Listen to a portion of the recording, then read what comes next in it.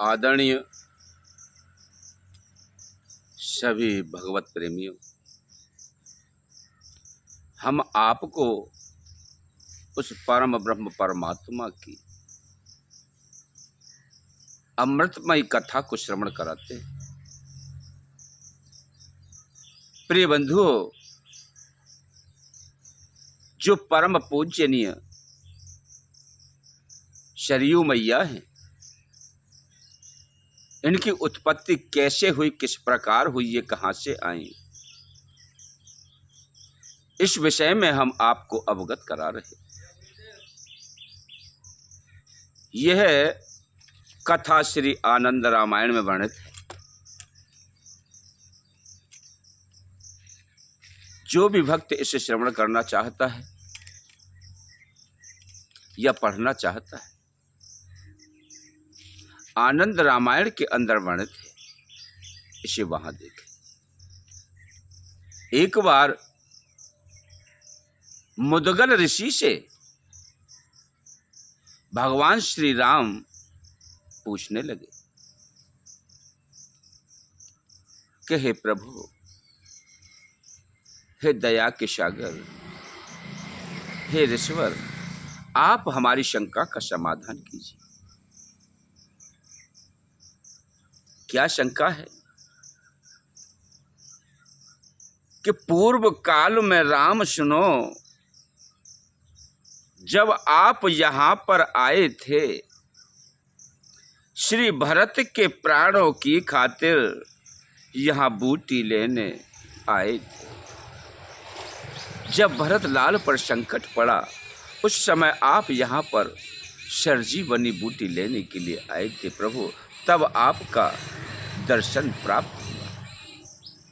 तब दर्शन मैंने पाया था और आज दर्श भी पाया है। तुम पूछ रहे हो हे प्रभु, क्यों आश्रम यहां से विसराया है? आपने इस आश्रम को क्यों विसर्जन किया? आप मुझसे इस बात को पूछते हो। इसका जो कारण है भगवान, वह तुमको आज बताता हूं। आश्रम त्यागन का जो कारण मैं अभी सत्य समझाता हूं।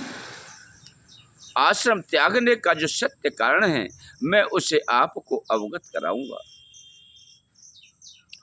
यह सिद्ध भूमि है हे स्वामी, यहाँ मैंने भी सिद्धि पाई है और ना जाने कितने मुनियों ने यहाँ की यह रज अपनाई है।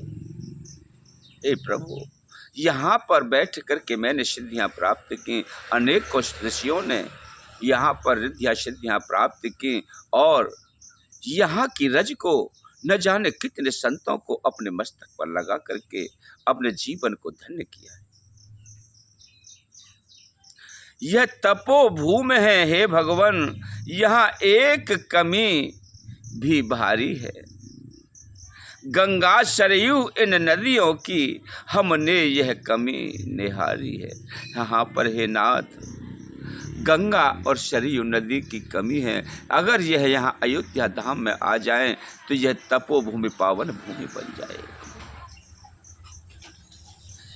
इसलिए आप इन नदियों का गर संगम यहाँ बनाओगे तो बड़े प्रेम से मुदगल का सरयू दर्शन करवाओगे। हे नाथ, यहाँ सरयू नदी ले आओगे तो मुदगल ऋषि उसका दर्शन करके कृतार्थ हो जाएगा। तो राम ने पूछा, हे मुनिवर, क्या तत्व छिपा है सरयू का? जो भी महात्मय हो हे मुनिवर, बतला दो यह सब सरयू का। हे मुनिराज, सरयू नदी का महात्मय क्या है? इसका क्या रहस्य है? आप इसे मुझे समझाएं, जिससे कि मेरा जो भाव है वह भर जाए। तो सरयू नदी की किस प्रकार से उत्पत्ति हुई प्रभु, यह कथा मैं सुनाता हूं। तब मुदगल ऋषि ने कहा, सुन लीजिए प्रभु, आप अपने ही इस चरित्र को खुद सुनना चाहो आप।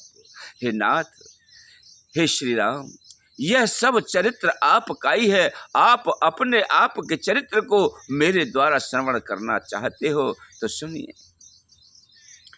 शंखासुर एक दैत्य था भारी बलवान, वेदों की हरणी करी बन के चतुर सुजान। हे नाथ, वेदों का हरण करके वह शंखासुर नाम का दैत्य ले गया और दीना डुबो के समुद्र में और खुद भी जाकर छुप गया। मछली का धर रूप तुमने वध भी उसका कर दिया। ओम नमो नारायण। हे नाथ, जो शंखासुर नाम का दैत्य था, आपने उसका वध किया। वेदों को लाकर नाथ तुमने उनकी भी रक्षा करी। भाव से आंसू निकलकर बूंद एक पृथ्वी तल पर पड़ी। हे नाथ, आपने जिस प्रकार वेदों को ला करके यहाँ लाए और आपकी खुशी से आंसू निकल पड़े, वही अश्रुधारा है प्रभु। वह नदी रूप में परिवर्तन होकर मान सरोवर आई थी। नारायण की अश्रुधार ही नदी रूप लहराई थी। हे नाथ, वही अश्रु की धार नदी बनकर के इस भूतल पर लहराने लगी। तब हे राम, आपके पूर्वज महात्मा वैवस्वत मनु ने यज्ञ करने की इच्छा अपने गुरु से प्रकट की और कहा कि हे अयोध्या, ये अयोध्यापुरी अनादिकाल से स्थित है, फिर भी मैंने अपने निवास के लिए इसकी विशेष रचना करवाई है। इसलिए आप इन्हें कहें तो यहाँ मैं कोई यज्ञ करूं। तब गुरुजी ने कहा, देखो, न तो यहाँ कोई पवित्र तीर्थ ही है, न कोई महान नदी ही है, और अगर आपकी ऐसी इच्छा है तो आप मानसरोवर से समुद्र तथा पाप नाशिनी एक नदी को गंगा यहाँ पर ले आओ। तब गुरुजी ने कहने पर और गुरुजी के वाक्यों को श्रवण करके वैश्ववत मनु ने अपने धनुष को चढ़ा करके एक बाण छोड़ा। वह बाण मान सरोवर को भेदन करके उसमें से नदी निकाल करके मार्गदर्शन आगे आगे करते हुए अयोध्या में लाया। वह नदी शर यानी शर माने तीर, उस शर के कारण आने पर, शर के द्वारा लाए जाने पर उस नदी का नाम सरयू पड़ा। क्योंकि मानसरोवर से शर के द्वारा लाने से सरयू कहलाई। यह नदी विष्णु भगवान जी के आंसुओं से निर्मित है और भगवान जब वेद को लाए तो उनके प्रेम आंसू भाव विभोर होकर के अश्रुधारा बहने लगी। वही परिणत होकर के सरयू नदी कहलाई। बोलिए सरयू मैया की जय, बोलिए संत सनातन धर्म की जय।